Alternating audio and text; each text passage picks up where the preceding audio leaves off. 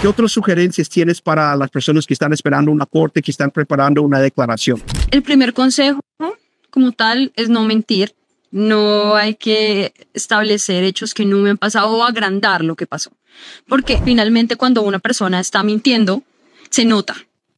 Tiene que ser, digamos que el relato, cuando una persona cuenta lo que realmente le sucedió, se nota y el juez lo va a notar porque él tiene muchos casos al mes y cada día puede tener de 3 o 4 casos. Entonces son personas con mucha experiencia, con mucha sapiencia, que ya saben cuando una persona está mintiendo o no está mintiendo. Entonces sería una perdera de tiempo básicamente decir algo que no es cierto, porque a la larga se van a dar cuenta, las evidencias también lo demuestran. Entonces es un largo recorrido. Mi segundo consejo es establecer en la declaración qué, cómo, cuándo, dónde y por qué. ¿Quién? O sea, no solo podemos decir como no fui atacado el 20 de febrero. Sí, pero ¿quién te atacó? ¿Cómo te atacaron? ¿Con qué te atacaron? ¿Por qué razón te atacaron? Y tenemos que entonces verificar desde ese punto de vista del asilo político por qué fue. ¿Fue por mi opinión política o fue porque yo era familiar de algún político? Entonces el Estado, por ejemplo, en el caso de Venezuela, comenzó a atacarme también porque era opositor. Entonces también se metieron conmigo.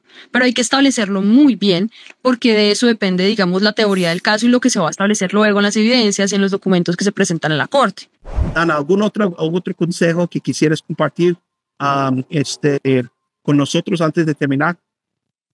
Sí, hay algo que es muy recurrente y que me gustaría como tocar rápidamente y es establecer cuál va a ser su historia. O sea, que ustedes piensen que es su historia y desde ese momento recordar lo que ustedes vivieron, tratar de colocar la misma información en todos los documentos. Porque yo sé que cuando uno cuenta lo que le pasó, uno no lo piensa de manera lineal, porque todo sucede y es difícil, digamos, para el ser humano, como decir cronológicamente qué fue lo que pasó. Pero si ustedes, por ejemplo, en el formulario de solicitud de aplicación de asilo, en el I-589, ustedes colocan su historia, pero les faltó un detalle muy importante, por ejemplo, no sé, algún abuso, alguna violación, algún secuestro, y luego bien aparecen en la declaración, o sea, en su relato, con esa información, puede que haya pasado, o sea, nadie lo va a cuestionar, pero afectaría la credibilidad ante la corte, porque aquí yo aparecí en la solicitud de aplicación de asilo con un hecho que no se estableció en la declaración. Entonces hay que ser sólidos y como tener esa concordancia en todos los documentos. Es lo mismo, por ejemplo, si uno presenta una entrevista medio creíble, tiene que tener esa información y que tener mucho cuidado con los detalles, porque básicamente por esos detalles es que se podría llegar a perder el caso. En la entrevista medio creíble yo establecí que me secuestraron 3 veces, pero en la aplicación dije que secuestraron 2 y ya en la declaración establecí que fueron 4. Tengo demasiados errores, como por ejemplo con la descripción de las personas que me estaban atacando. O dije, por ejemplo, en la entrevista medio creíble que fueron 4, aquí establecí que 2 y allá fueron 1.